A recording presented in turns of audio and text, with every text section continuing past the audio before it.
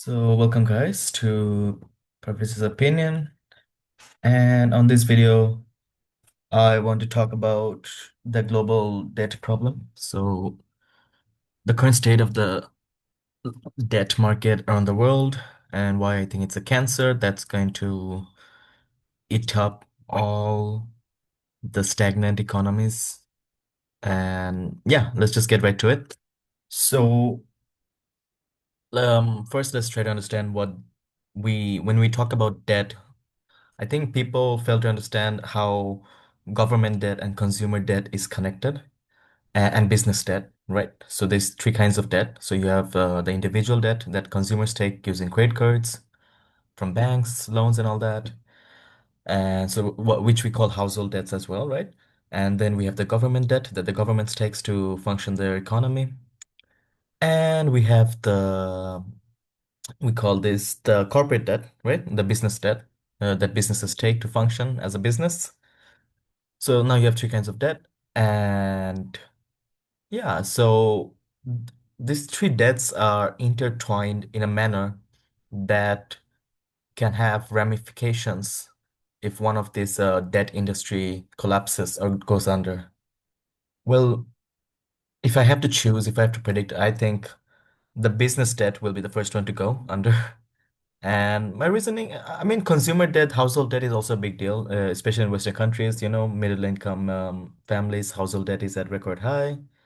You look at Canada, USA, obviously, and I mean, and then you go to Europe, that's a different picture because you have a lot of socialism. So a lot of the debt is not consumer or household, it's mostly government because you have all the social spending from the government over there. So the individuals don't have to take too much debt.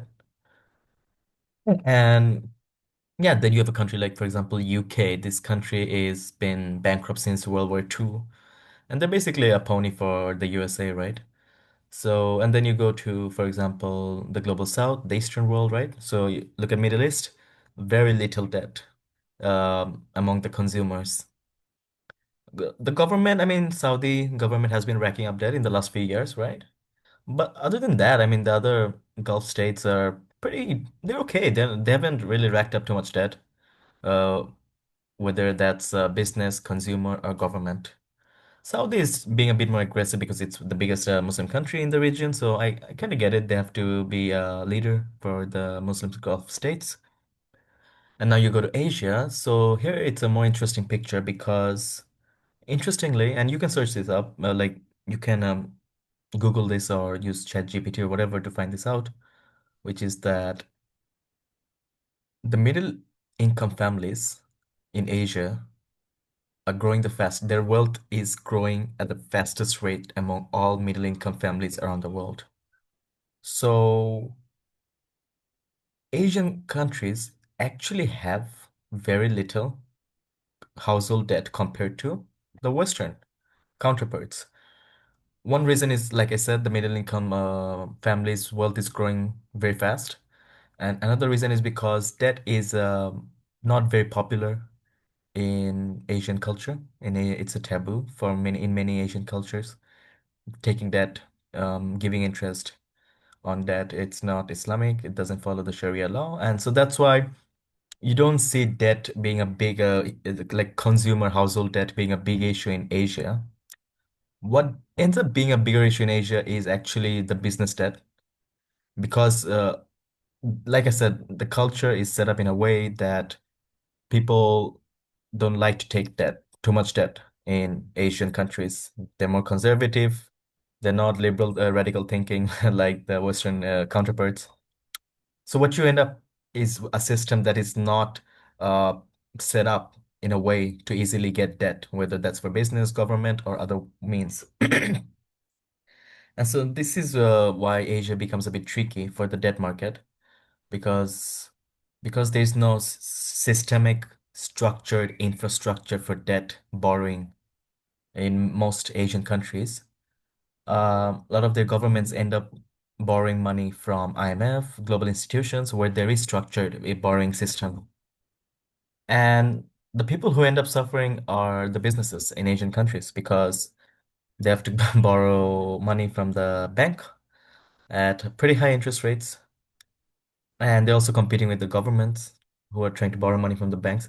And this is an interesting fact because, for example, in Bangladesh, recently I saw that most private and government state-owned banks, their main source of income in the last 1 year, I think, came from government debt borrowing. Okay. So, I mean, Bangladesh is going through a lot right now, but you can find a similar picture in Pakistan, Sri Lanka, Nepal. So a lot of this, what Westerners call third world countries, are basically the government. Uh, Okay, I have to add one thing here because in Asian countries, people don't like to give taxes. I mean, people don't like to give taxes anywhere, but in Asian countries, um, especially in third world Asian countries and African countries, the system to borrow tax, to tax the people is not set up uh, in a efficient digitalized manner in most cases. I mean, they're changing now. They're changing. They're digitalizing the entire borrowing, revenue collecting system for the government, right? But until that happens, what you have right now is a government, because all these Asian countries are growing so fast, they need infrastructure, okay, for the people, for the wealth of the people, for the businesses of the people's new wealth. And this infrastructure has to be built by the government, okay? And because there are more people in Asia and the fertility rate in Asia and Africa is still the highest in the world, what you end up with is a situation where you have governments are kind of forced. I mean, you look at third world economies in Asia and Africa, governments right now, they're forced to borrow money to finance the government. Not because of some radical ideology or some socialism, communist ideology. No, it's because the basic infrastructure does not have the capacity to withstand the growth of these countries. And yeah, public services as well, as you get rich, you understand your constitutional rights, you understand the free services that the government has to provide you, for example, and then you start taking more of those services. And so it's a tricky situation because in this not just third world, I would say a lot of even second world or average developed economies in Asia and Africa, even they are borrowing heavily, the governments, I mean, and the reason is the same. Their infrastructure capacity is not set up to withstand or to absorb the growth of their countries. And what ends up happening is the government now has two choice. You either borrow money or you print. And this is where India chose the second route because they decided they need autonomy. They don't want to be dependent on external borrowers from other countries. So this decided to print money. And that's where the rupee is crashing recently, right?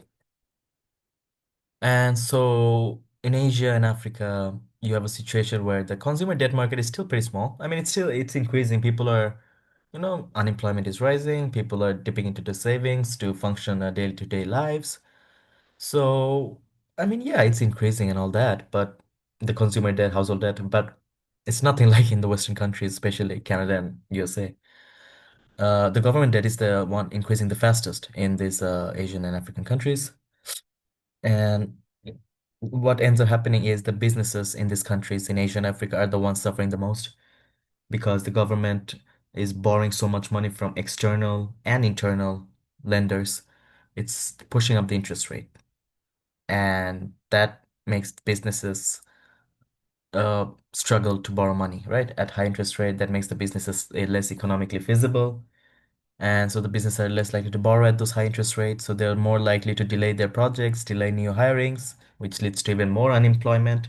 And so it's a vicious cycle that keeps going on.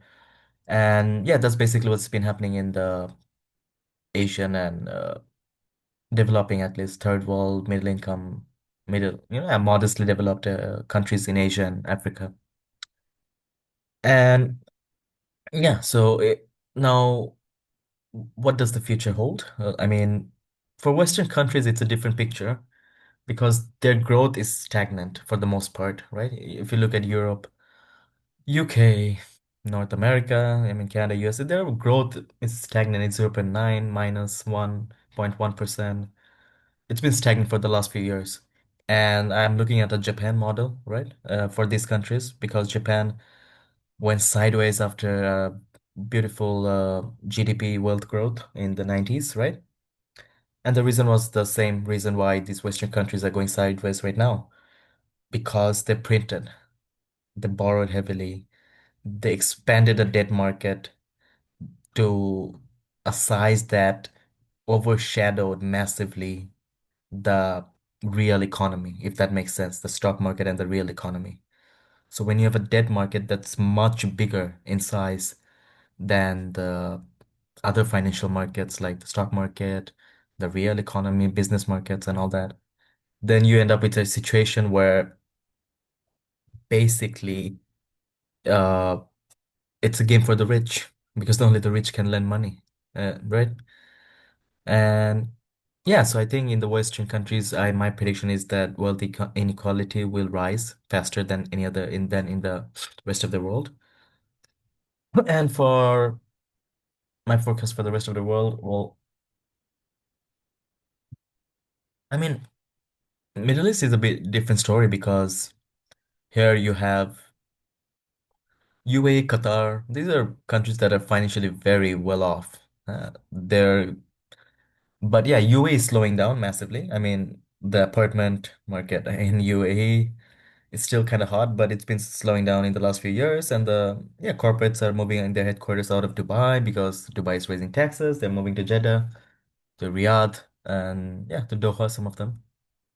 But I don't see a big problem for example, Qatar. They have so much gas. I don't think debt is going to be a problem for them in the near term future. And I predict they'll be one of the leading lenders of money to the rest of the world because they have so much excess of it.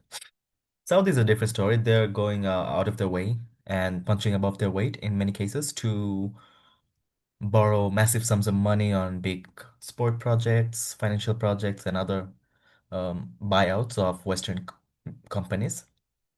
I'm not very optimistic about how this will turn out. It seems to be very aggressive without any structured direction. So let's see how that works out. But then you have countries like UAE, which is basically turning into just a real estate market for the rich. You know, the rich go and live in Dubai and then they do business in the rest of the world. So yeah, I mean UAE, Dubai, they're based, you know, it's basically turning out to be a residential center for the rich. Nothing much over there. And people said, okay, Middle East is going to be the next Europe, right? With the finances and all the asset storing and all the big banks and all that, all the trading. But you know what? I have to differ on this point because Europe didn't become Europe because of not just because of their wealth. It's also because of how they're intertwined, how they were at least intertwined during the colonial era in the last, few centuries before the First World War, Second World War as well. The last few centuries before the First World War, you have all these colonial holdings of the European countries around the world. And they did a lot of trade with these colonial holdings around the world, which is why they needed a structured financial system set up. And that's what led to this massive systematic structured system, trading finance system, whatever, wealth management, asset management systems that's currently set up in countries like Switzerland, UK. I mean, UK, someone told me it's just an insurance company. It's basically they just do insurances on the big assets and that's pretty much it. So, yeah. So, I mean, look, like for example, Saudi's leader MBS said in a recent interview that Middle East could be the next Europe. And this is where I have to differ because the Middle East offers very little other than living place for the rich, asset management. Okay, for the rich and selling of oil commodities. Now you might say, okay, that sounds pretty similar to what Europe is doing right now. True, but like I said, Europe didn't get there as a result of selling oil to the rest of the world. And what you also have to understand is Middle East is still very volatile. It's a region still very much. the headwinds of war is not over, and I don't think it'll be over anytime soon. So yeah, is money, millionaires, wealth, and all that flocking into Saudi, Qatar, UAE? Yes, for sure, yes. But does that mean that Middle East is gonna be the next Europe? I highly doubt it. I highly doubt it. What you're most likely to see is Middle East more aligned with Asia and Africa in the future than with the Western world, because that's where the businesses will be, the growth will come from. And you need growth to protect your asset against inflation and other things, right? So yeah, hey, look, if you read history,